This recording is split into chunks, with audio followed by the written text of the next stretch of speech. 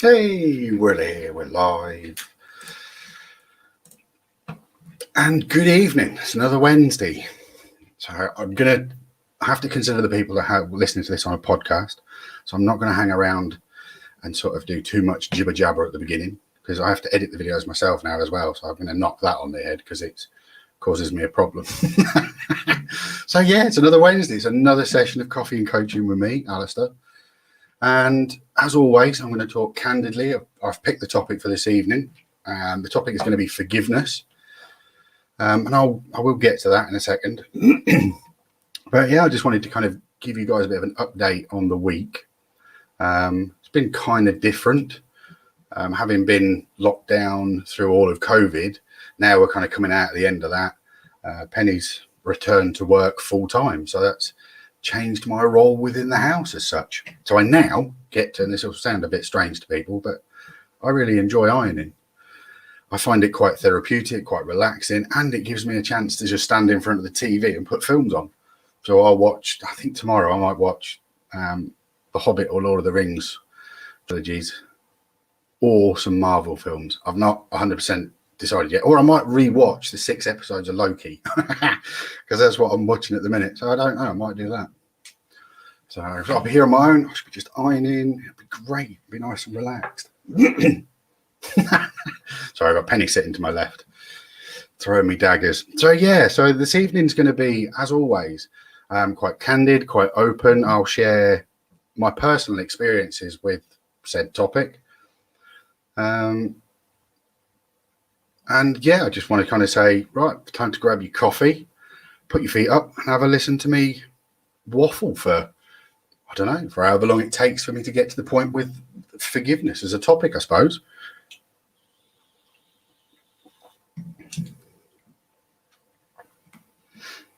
As always, if anybody fancies a little subscribe, that would be appreciated. Thank you very much. Right, let's dive into it. Right, forgiveness. What does that mean? I've found this quite a tricky one. I've got to be honest this week. I don't consider forgiveness. I don't think of it as a process as such. And because of doing this podcast and video for you guys, I've had to think about it quite a lot and put it into different categories, which I'm going to speak to you guys about during this session. So here's some of the bits we're going to kind of cover throughout this talk. What defines forgiveness? What's a psychological description of it? Okay. What's the process of forgiveness? Does forgive and forget always seem to coincide? Is it just a religious thing? The all-forgiving God kind of logic.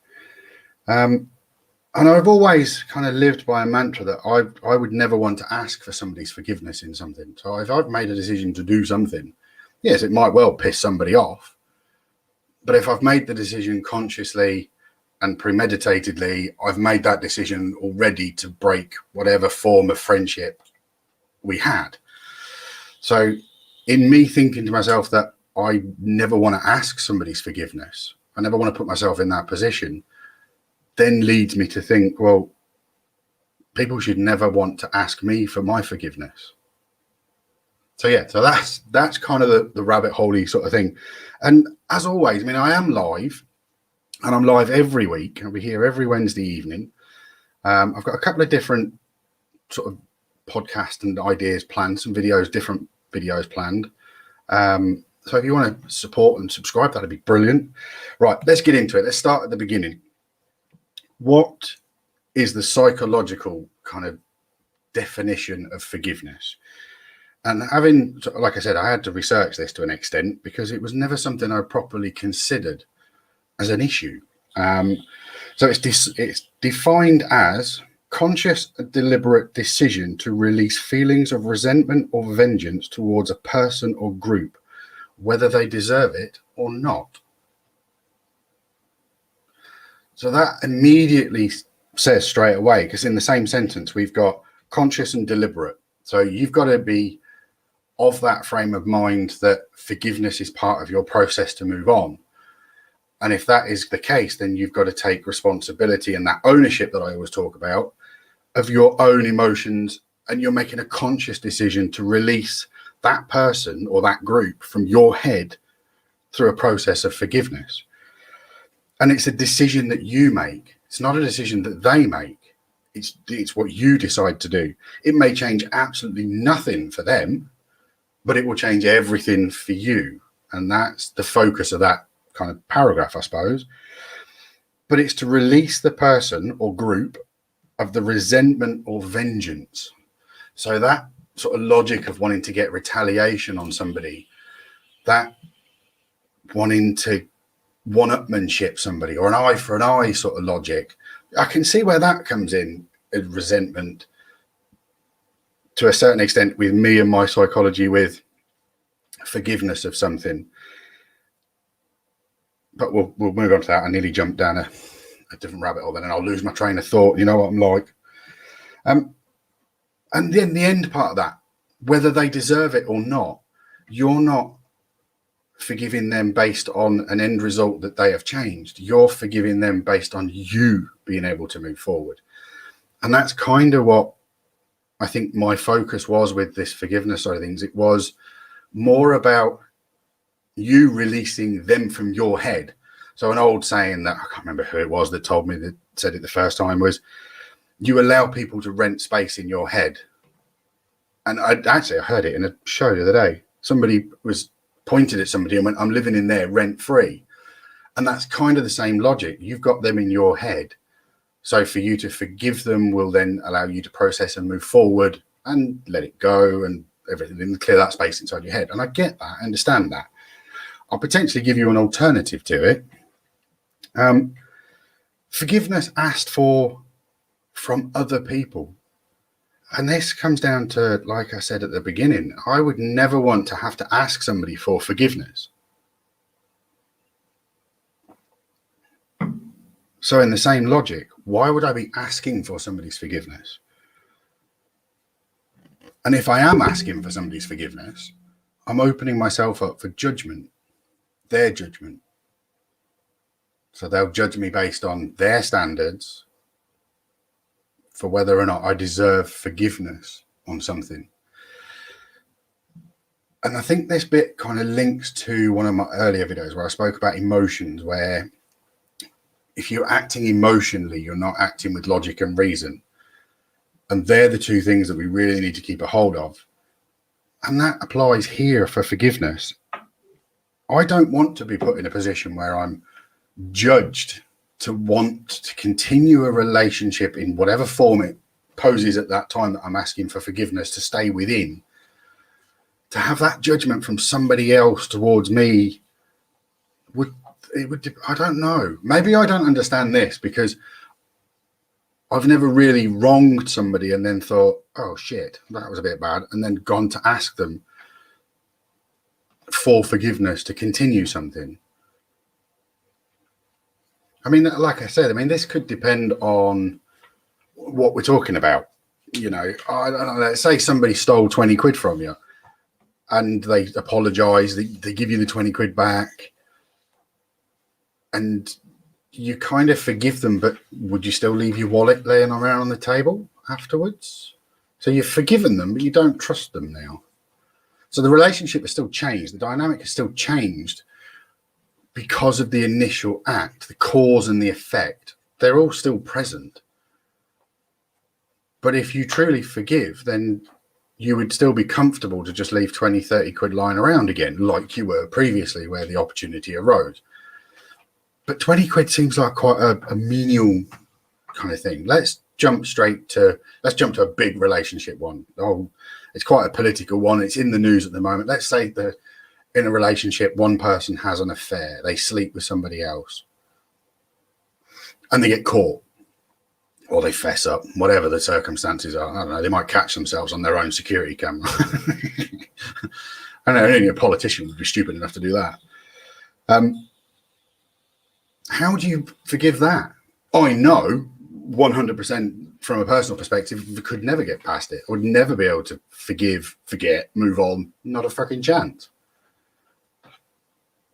So in that same instance, if I've made a decision to cheat on somebody, then I have no intention of asking them for forgiveness because I've terminated the relationship.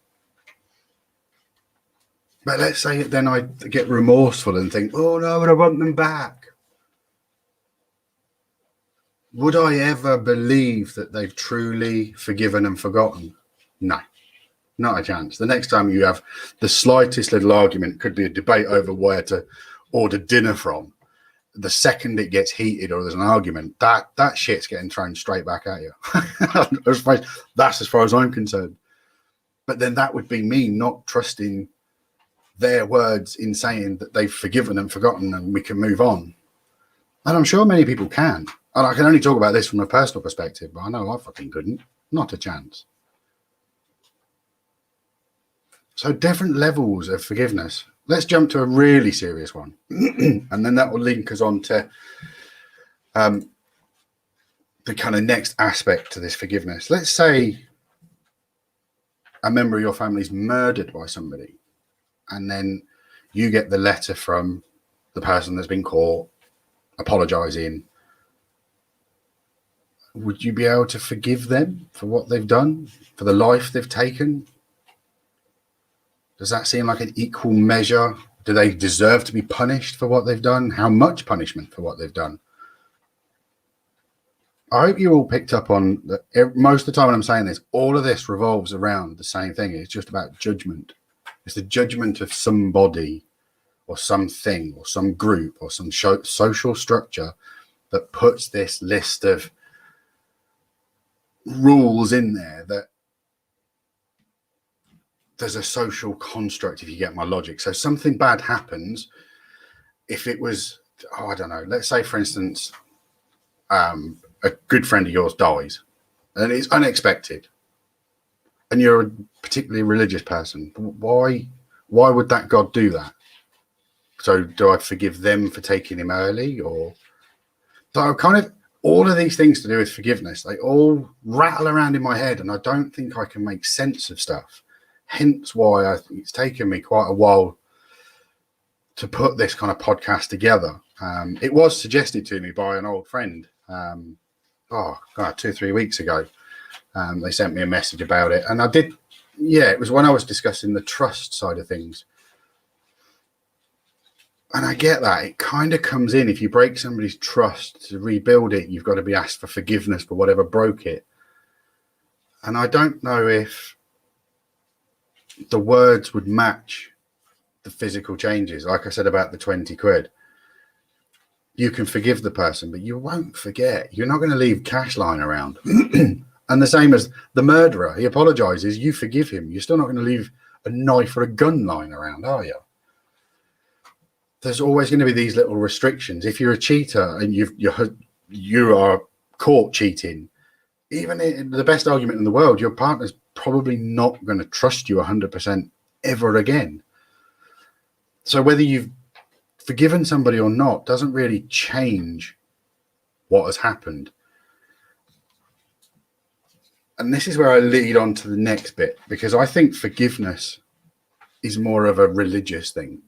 More of a religious term, or at least it's used mostly in that kind of genre.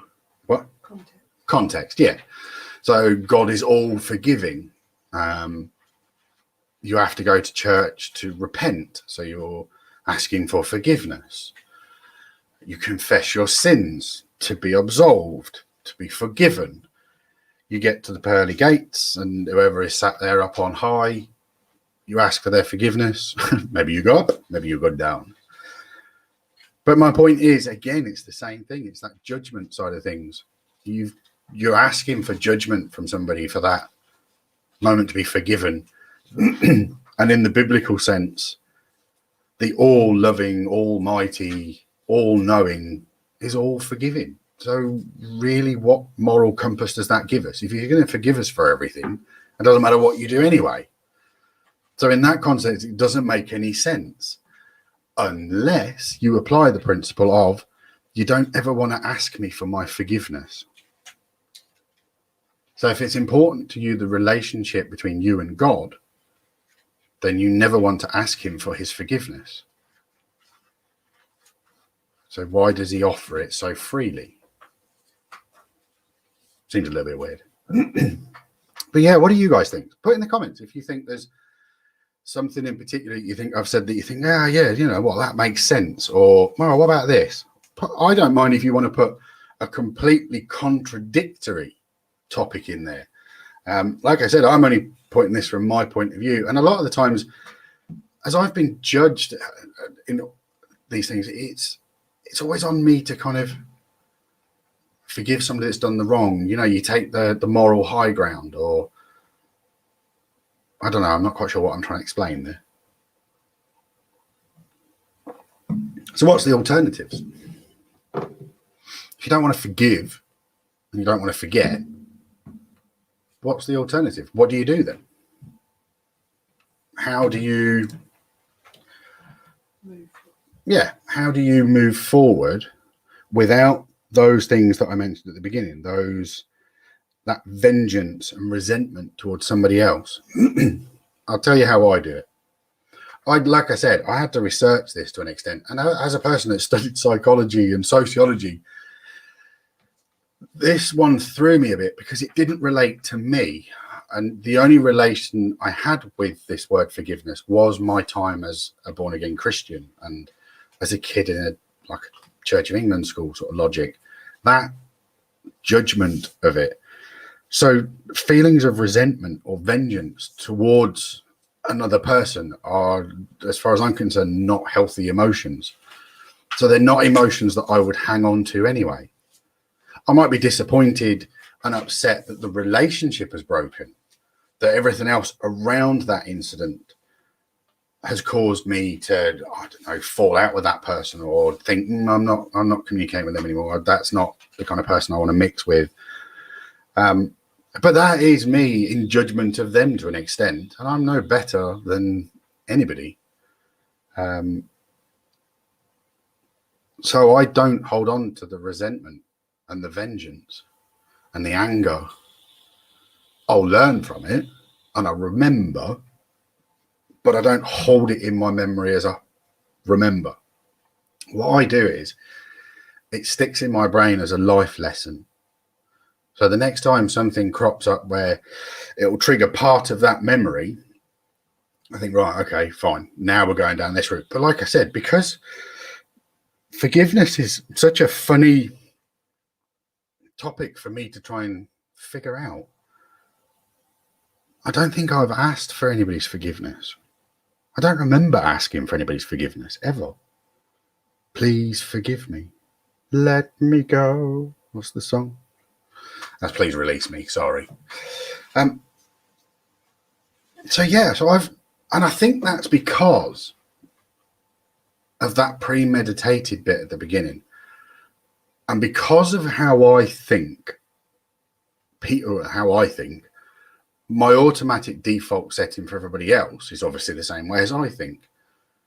So if you were to do something, say you were one of my close friends, and you were to do something that completely blows my, I don't know how to explain it. I don't know have any friends that have that much. I don't know. Let's say, for instance, somebody really reveals some massive secret about me or something I didn't want released.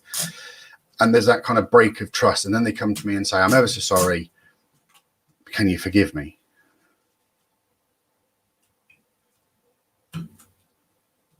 I don't know. It would have to be. Sorry, 2 seconds. I've actually got a comment. I've never thought about God forgiving me or others. I think we have to work forgiveness out with each other. I'll pop this up on here, and then you can all see what we're doing. I forgot I got that feature.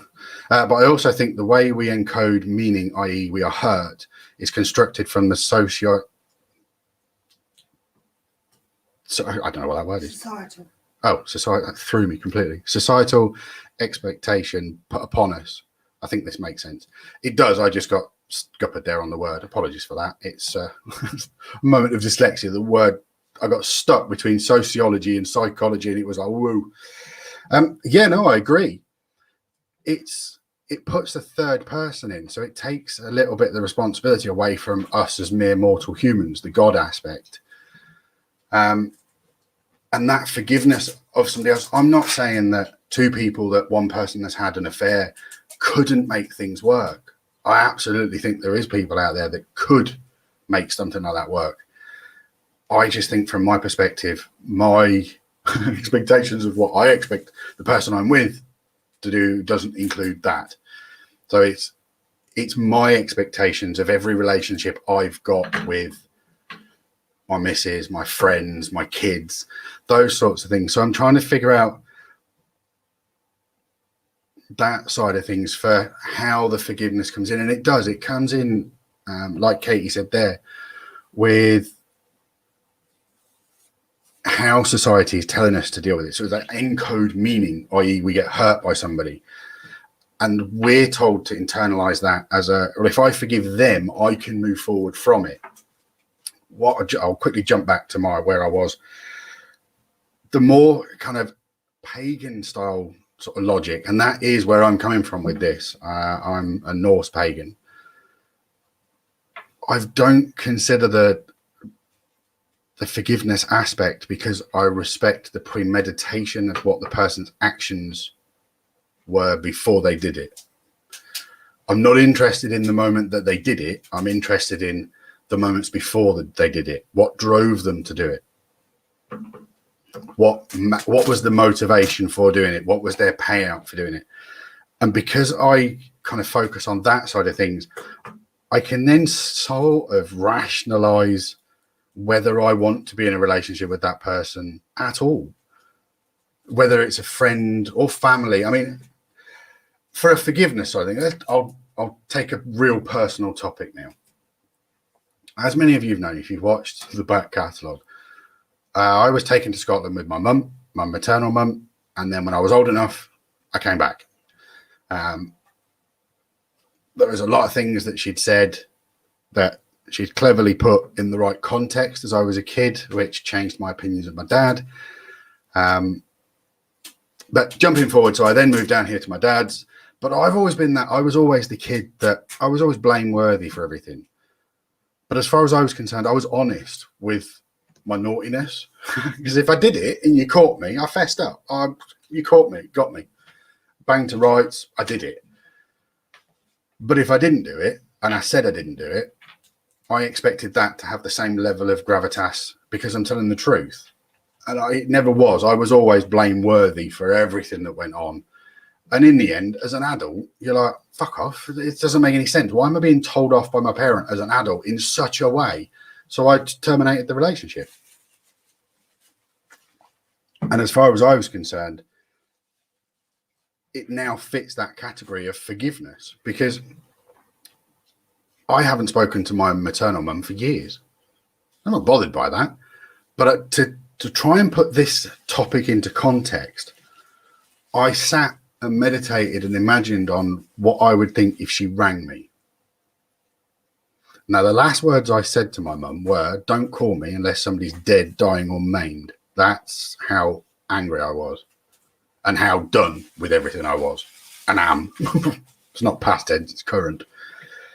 But I don't hold on to that as resentment or vengeance. I'm not trying to get one-upmanship on it.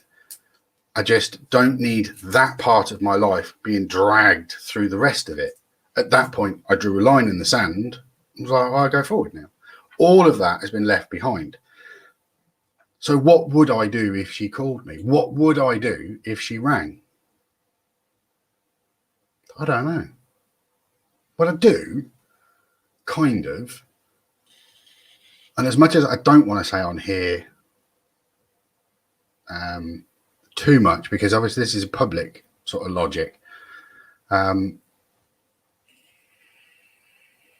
I would, in theory, if we were to start talking, or there was to be a relationship there, there's got to be a level of forgiveness comes in from me.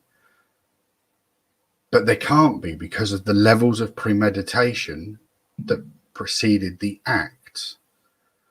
And that's where, when I talk about in my podcast about taking responsibility for your own actions, taking responsibility for your own emotions, taking responsibility for your own mental health, I never want to ask somebody else's forgiveness because I've done something rash and emotionally act. And I mean, don't get me wrong, I have said shit to people and then thought, perhaps shouldn't have said that. And I've had to apologize. But the word forgiveness supersedes the word sorry. When you say, I don't know, like that 20 quid, and somebody says, oh, I'm sorry I took it. I should have mentioned it, but here's the 20 quid back. I'm sorry for any havoc I've caused. You just go, yeah, all right, no worries. Thanks for telling me, sort of logic. So that tiny little action, I suppose, you could class as forgiveness because you've accepted their apology. But it's just that word forgiveness to me just has so much more gravitas. And I think that's where that biblical side of things comes in. And I think that's also why it doesn't seem to populate my brain as a pagan, because my logic is to move forward in a direction, calling forth what things I want, what will benefit my family, those close to me.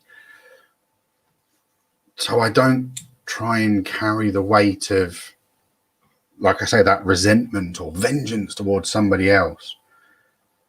If that phone call came, I would have to deal with it there and then. And if that happens, I'll do a podcast about it. But I think most of the time, if you can, if part of your process, so that encoded meaning, as the comment put there, if your process of being able to move forward past that hurt and anxiety that somebody else is giving you, if you need that to forgive to do that, then I don't see an issue with that either. I think that's a very healthy. You've created a process, a beginning, a middle, and an end to a situation, and at that point, you can kind of close it down, so you can move forward from that point. There's multiple ways of handling any psychology, hence why I do this, because although I studied sociology and psychology, and I've done neurolinguistics and body language, and it still doesn't make any difference. You can write 1 million textbooks. There's 1 billion people on the planet. It just as every single person is an infinite. I'll explain this theory for you. It was a theory I used to say when I was training dogs. I was a professional dog behaviorist for 20 years. And I used to explain it to people when people used to say to me things like, well, my collie acts like this, or my Labrador acts like that, or my poodle acts like this. Yes, there is people-specific behaviors and dog-specific behaviors. I'm going to do the comparisons between man and dog in this equation. So you've got different breeds of dog. You don't necessarily have different breeds of people, but you have different people from social standings and social structures in different countries. So there's a variety within it. Now we come to infinites. You are an infinite because you're just you. So of all the DNA that was there, it was you. There is an infinite possibility of combinations for dogs. So that dog is an individual. Behaviorists will pigeonhole dogs with certain canine terms, and humans do exactly the same. That's incidentally why it was such an easy transition, because I never really trained a dog. I only ever spoke to the owners, retrained them, and then the dog changed. It's called epigenetics, and it's my favorite thing in the world. I'm just checking my notes. Have a little sip of your coffee. I'm going to grab a breather. I'm at the 30-minute mark. I'm not looking to go much more than 30 minutes. I realised sitting there staring at my face and listening to me jibber jabbers, nobody wants to do more than 30 minutes, surely.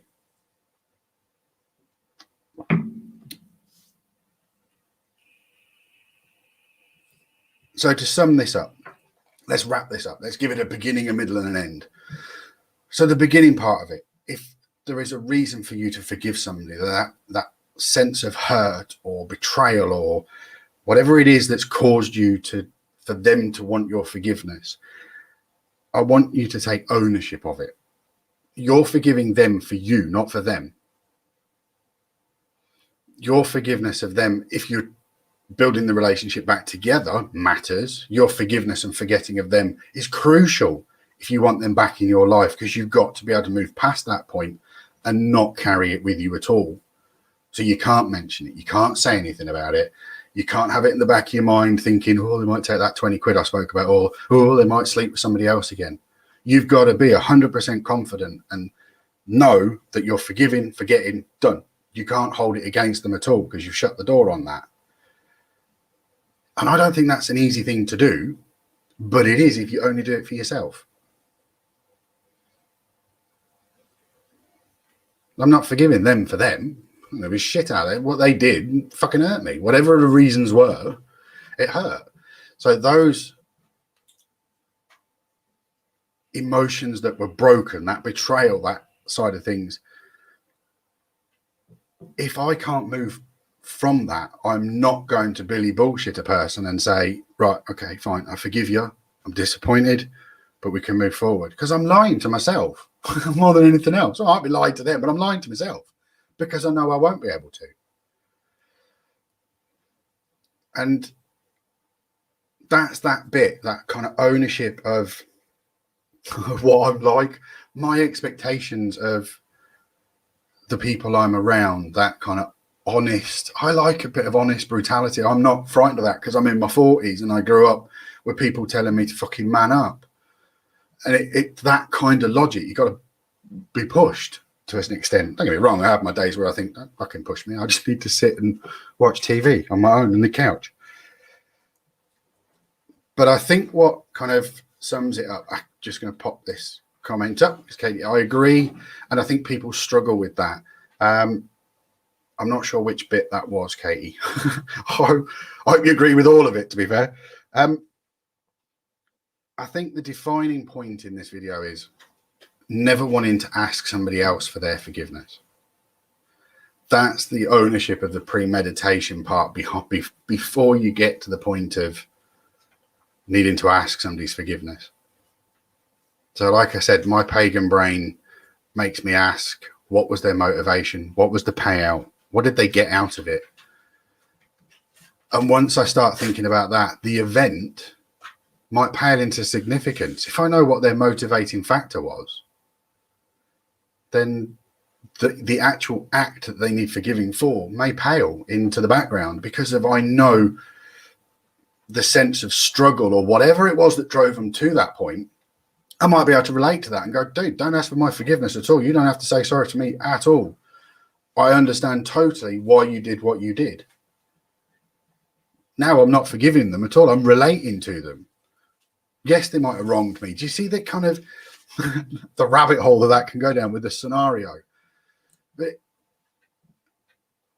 it does boil down to the forgiveness side of things being us forgiving for us to be able to move forward.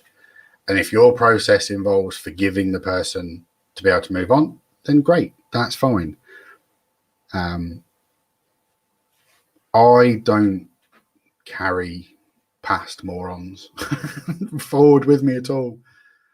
I'm a firm believer in you get what you need, but you'll also come into contact with things to do with lessons that you need to learn. And that's why my focus is generally on what am I learning from this moment? What am I learning from this experience? And I don't think this is an easy thing to do. And this has been at the forefront of my brain probably since I had my first mental breakdown at 30 and took a lot of time off work and really kind of sat and I had to have a conversation with myself as to, well, what the fuck are we doing? We've got to be able to move forward. How are we doing this? I don't mean we as in there was loads of voices. I just the collective we in my head. Or it could be the voices. You never know.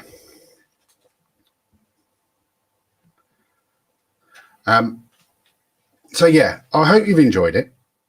I pick a new topic every week. Next week, I'm going to talk about death. I'm going to pick something really cheery. And I'm going to talk about death in a way that is different to what everybody else. I don't have the same view on death as probably a lot of people do. And I'm going to talk about because I've lost a lot of friends, I've lost family, and what that kind of feels like. The first time I went to see a family member in the chapel of rest and those sorts of things. I'm also going to talk about some of the spooky stuff that built up when my grandma was going as well. We freaked the Macmillan nurse out. So that's all next week. We're going to talk about death, but from a more positive point of view. Bear in mind, I'm a pagan. I don't consider the death to be the end of anything. It's just simply a transference. So I've enjoyed all of the journeys I've been on.